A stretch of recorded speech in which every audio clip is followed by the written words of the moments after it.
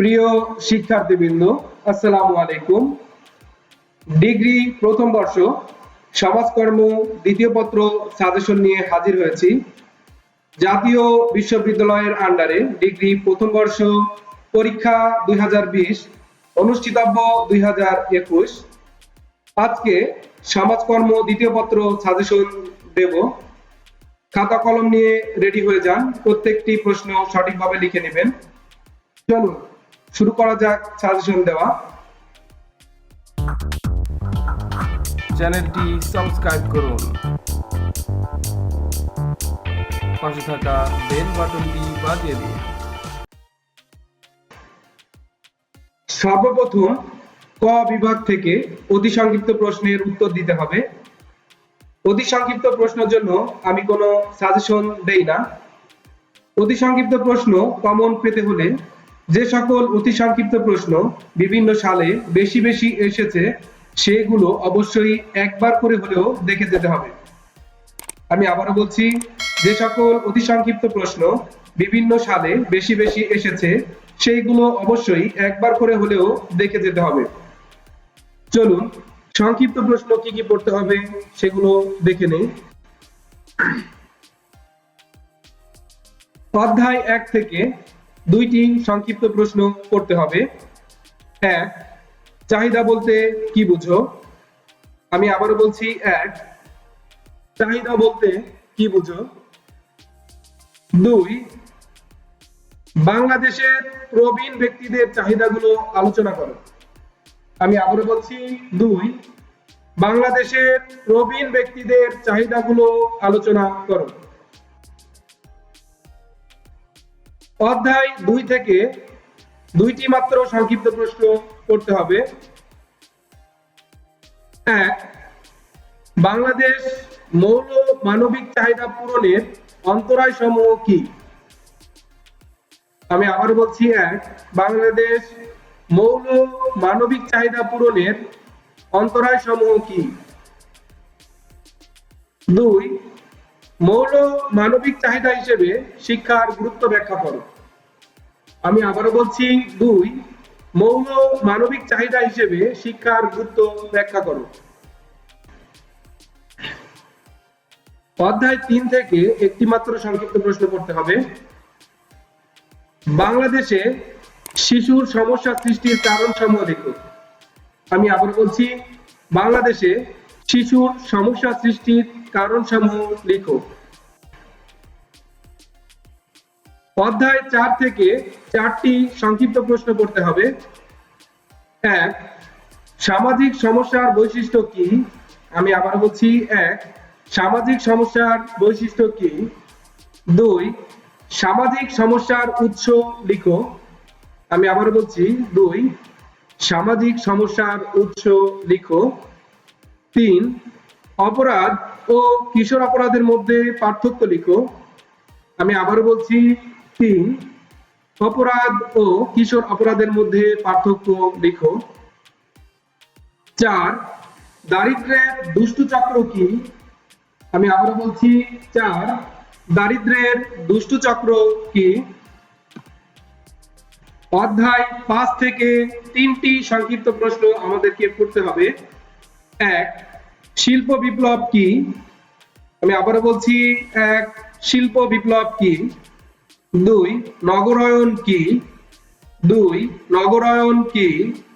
3, কল্যাণ রাষ্ট্র কি? কল্যাণ রাষ্ট্রের বৈশিষ্ট্য লিখো। আমি আবার বলছি, 3, কল্যাণ রাষ্ট্র কি?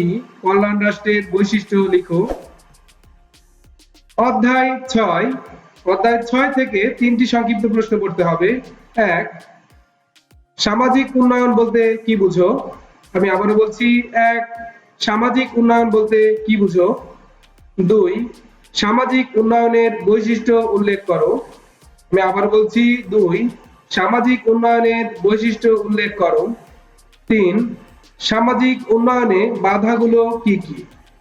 আমি আবার বলছি, 3, সামাজিক উন্নয়নে বাধাগুলো কি কি? অধ্যায় 7 থেকে 4টি সংক্ষিপ্ত প্রশ্ন আমাদেরকে পড়তে হবে। 1, সমাজ কি? আমি আবারও বলছি, 1, সমাজ কি?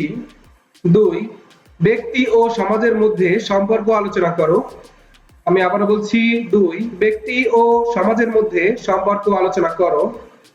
3 সমাজতন্ত্র বলতে কি বুঝো? আমি আবার বলছি 3 সমাজতন্ত্র বলতে কি বুঝো? 4 ব্যক্তি স্বতন্ত্রবাদ কি? আমি আবার বলছি 4 ব্যক্তি স্বতন্ত্রবাদ কি? অধ্যায় 8 এটি আমাদের সর্বশেষ অধ্যায় এবং সর্বশেষ সংক্ষিপ্ত প্রশ্ন। বিশ্বায়ন বলতে কি বুঝো? আমি আবার বলছি বিশ্বায়ন বলতে কি বুঝো? এই কয়টি সংক্ষিপ্ত প্রশ্ন যদি সঠিকভাবে পড়েন, আশা করছি এর মধ্যে থেকেই আপনারা শতভাগ কমন পাবেন ইনশাআল্লাহ। চলুন দেখে নেই কি কি রচনামূলক প্রশ্ন আমাদেরকে পড়তে হবে। অধ্যায় 1 থেকে একটি রচনামূলক প্রশ্ন পড়তে হবে। চাহিদা বলতে কি বুঝো? বাংলাদেশের প্রবীণ ব্যক্তিদের চাহিদা সমূহ আলোচনা করো। আমি আবার বলছি 1 চাহিদা বলতে কি বুঝো? বাংলাদেশের প্রবীণ ব্যক্তিদের চাহিদা সমূহ আলোচনা করো। অধ্যায় 2 থেকে দুইটি রচনামূলক প্রশ্ন পড়তে হবে। 1 বাংলাদেশে মৌল মানবিক চাহিদা অপূরণজনিত উদ্ভূত সমস্যাবলী আলোচনা করো। আমি আবার বলছি বাংলাদেশে মৌল মানবিক চাহিদা অপূরণজনিত উদ্ভূত সমস্যাবলী আলোচনা করো। 2 মৌল মানবিক চাহিদা বলতে কি বুঝো? মৌল মানবিক চাহিদা পূরণে কৃষির প্রভাব আলোচনা করো। আমি আবারও বলছি 2 মৌল মানবিক চাহিদা বলতে কি বুঝো? মৌল মানবিক চাহিদা পূরণে কৃষির প্রভাব আলোচনা করো। অধ্যায় 3 থেকে দুইটি রচনামূলক প্রশ্ন পড়তে হবে। 1 বাংলাদেশের যুবকদের সমস্যাগুলি লিখো। আমি আবারও বলছি 1 বাংলাদেশের যুবকদের সমস্যাগুলি লিখো।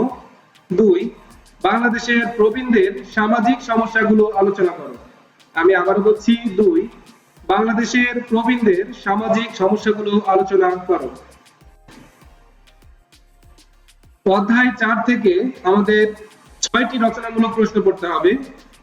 1 বাংলাদেশে জনসংখ্যা স্ফীতি রোধের উপায় নির্দেশ করো। আমি আবারও বলছি 1 বাংলাদেশে জনসংখ্যা স্ফীতি রোধের উপায় নির্দেশ করো। 2 বাংলাদেশের জনসংখ্যার স্ফীতি প্রভাব আলোচনা করো। 2 বাংলাদেশের জনসংখ্যার স্ফীতি প্রভাব আলোচনা করো। 3 বাংলাদেশের আর্থসামাজিক জীবনে দারিদ্রতার প্রভাব আলোচনা করো। আমি আবারও বলছি 3 বাংলাদেশের আর্থসামাজিক জীবনে দারিদ্রতার প্রভাব আলোচনা করো। 4 বেকারত্ব কি? বেকারত্বের শ্রেণীবিন্যাস ও বেকারত্ব দূরীকরণের উপায় আলোচনা করো। আমি আবারও বলছি 4 বেকারত্ব কি? বেকারত্বের শ্রেণীবিন্যাস ও বেকারত্ব দূরীকরণের উপায় আলোচনা করো। 5 অপরাধ কাকে বলে? সাম্প্রতিককালে বাংলাদেশের অপরাধ প্রবণতার কারণ ও প্রতিকার আলোচনা করো। আমি আবারও বলছি অপরাধ কাকে বলে? সাম্প্রতিককালে বাংলাদেশের অপরাধ প্রবণতার কারণ ও প্রতিকার আলোচনা করো। 6 বাংলাদেশের যুব সমাজের উপর মাদকাসক্তির প্রভাব আলোচনা করো। আমি আবারও বলছি 6 বাংলাদেশের যুব সমাজের উপর মাদকাসক্তির প্রভাব আলোচনা করো। অধ্যায় 5 থেকে 3টি রচনামূলক প্রশ্ন পড়তে হবে। 1 আর্থ সামাজিক জীবনে শিক্ষা বিপ্লবের ইতিবাচক প্রভাব আলোচনা করো।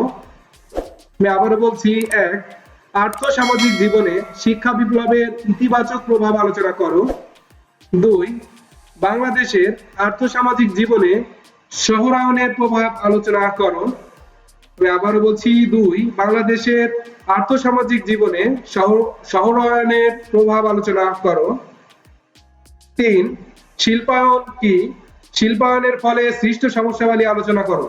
আমি আবার বলছি 3 শিল্পায়ন কি? শিল্পায়নের ফলে সৃষ্ট সমস্যাবলী আলোচনা করো। অধ্যায় 6 থেকে দুইটি রচনামূলক প্রশ্ন করতে হবে। 1 সামাজিক উন্নয়ন কি? সামাজিক উন্নয়নের গুরুত্ব আলোচনা করো। আমি আবারও বলছি 1 সামাজিক উন্নয়ন কি? সামাজিক উন্নয়নের গুরুত্ব আলোচনা করো। 2 সামাজিক উন্নয়ন ও অর্থনৈতিক উন্নয়নের মধ্যে পার্থক্য আলোচনা করো। আমি আবারো বলছি, 2 সামাজিক উন্নয়ন ও অর্থনৈতিক উন্নয়নের মধ্যে পার্থক্য আলোচনা করো। অধ্যায় 7 থেকে 2টি রচনামূলক প্রশ্ন করতে হবে। 1 সমাজ দর্শন কি? ব্যক্তি স্বাতন্ত্র্যবাদ ও সমাজতন্ত্রের মধ্যে পার্থক্য লিখো। আমি আবারো বলছি, 1 সমাজ দর্শন কি? ব্যক্তি স্বাতন্ত্র্যবাদ ও সমাজতন্ত্রের মধ্যে পার্থক্য লিখো। 2 সমাজতন্ত্র কি? সমাজতন্ত্রের সবল ও দুর্বল দিক আলোচনা করো। আমি আবারো বলছি, 2 সমাজতন্ত্র কি? সমাজতন্ত্রের সবল ও দুর্বল দিক আলোচনা করো। অধ্যায় 8 থেকে 2টি রচনামূলক প্রশ্ন করতে হবে। 1 বাংলাদেশে বিশ্বায়নের প্রভাব আলোচনা করো। আমি আবারো বলছি, 1 বাংলাদেশ বিশ্বায়নের প্রভাব আলোচনা করো। 2 বিশ্বায়নের প্রভাবে সমাজে উদ্ধৃত সমস্যাবলী আলোচনা করো। আমি আবারো বলছি, 2 বিশ্বায়নের প্রভাবে সমাজে উদ্ধৃত সমস্যাবলী আলোচনা করো। এই কয়টি প্রশ্ন যদি সঠিকভাবে পড়েন, আশা করছি এর মধ্যে থেকেই শতভাগ কমন পাবেন ইনশাআল্লাহ। পরবর্তীতে আপনারা কোন সাজেশনটি চাচ্ছেন অবশ্যই কমেন্টে জানাবেন। ভিডিওটি ভালো লাগলে অবশ্যই লাইক দিয়ে দিবেন। চ্যানেলটি সাবস্ক্রাইব করতে ভুলবেন না। পাশে থাকা বেল বাটনটি বাজিয়ে দিন, তাহলে আমাদের প্রত্যেকটি সাজেশন আপনাদের কাছে নোটিফিকেশন আকারে পৌঁছে যাবে। ধন্যবাদ সকলকে। আল্লাহ হাফেজ। আসসালামু আলাইকুম ওয়া রাহমাতুল্লাহি ওয়া বারাকাতুহু।